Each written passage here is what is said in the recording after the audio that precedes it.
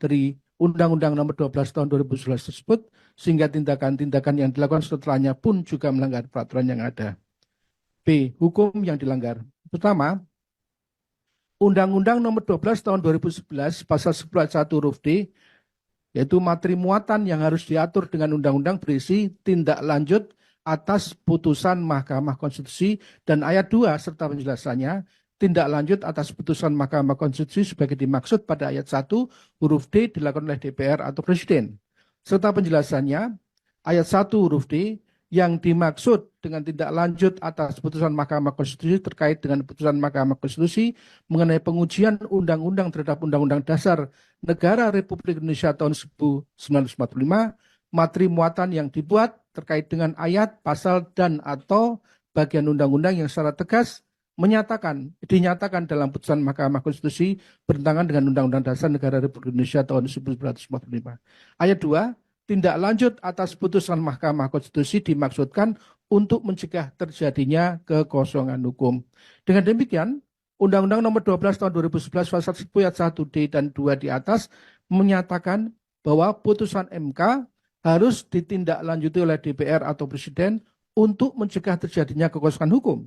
Karena itu, KPU yang mengeluarkan surat edaran nomor 1145 PL 14 SD 05/2023 tertanggal 17 Oktober 2023 yang ditujukan kepada pimpinan partai politik beserta pemilu tahun 2024 untuk memperdomani putusan MK nomor 90 PUU 21 2023 merupakan tindakan yang menyalahi Undang-Undang Nomor 12 Tahun 2011 di atas, karena keputusan MK Nomor 90 yang menambahkan usia 40 tahun menjadi berusia paling rendah 40 tahun atau pernah sedang menduduki jabatan yang dipilih melalui pemilihan umum termasuk pemilihan kepala daerah merupakan putusan yang memiliki sifat non-executable atau putusan yang tidak dapat dilaksanakan.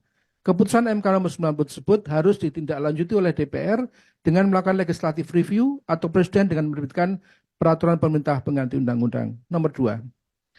Dengan tidak adanya legislative review dari DPR maupun Perpu oleh Presiden, maka pada hakikatnya peraturan tetap berjalan secara substantif, yaitu Undang-Undang Nomor 7 Tahun 2017 tentang Pemilu yang pada pasal 169 menyebutkan persyaratan menjadi calon presiden dan calon wakil presiden adalah Q, berusia paling rendah 40 tahun.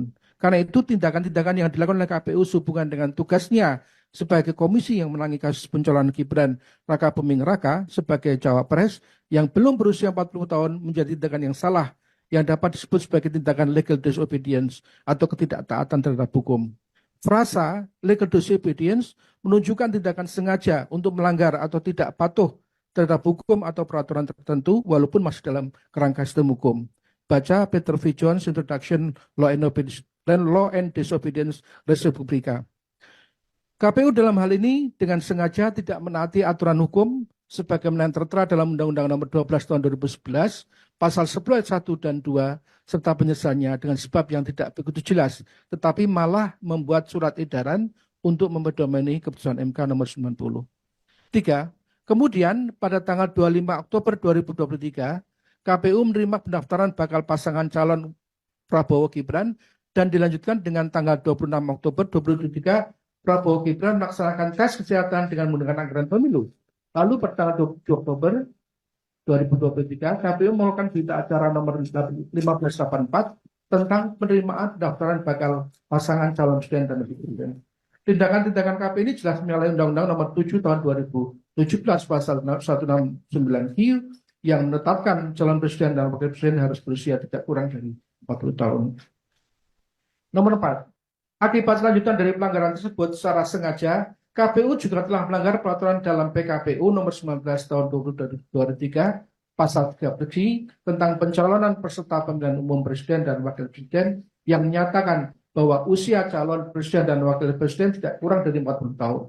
KPU pada tanggal 28 Oktober telah menerbitkan berita acara nomor 1589 tentang verifikasi dokumen persyaratan bakal pasangan calon presiden Prabowo Subianto dan Gibran Raka Buming Raka yang menyatakan dokumen persyaratan bakal calon wakil presiden dinyatakan memenuhi syarat dengan memasukkan klausul yang berasal dari putusan MK nomor 90 bahwa calon wakil presiden telah memenuhi syarat karena pernah sedang menduduki jabatan yang dipilih melalui pemilu termasuk pemilihan kepala daerah.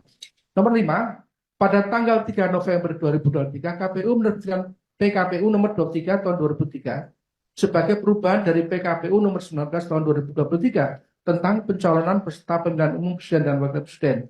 Pasal 13Q dari PKPU tersebut diganti dengan pasal 13Q PKPU nomor 23 sehingga bunyinya berusia paling rendah 40 tahun atau sedang menduduki jabatan yang dipilih melalui pemilu termasuk pemilihan kepala daerah.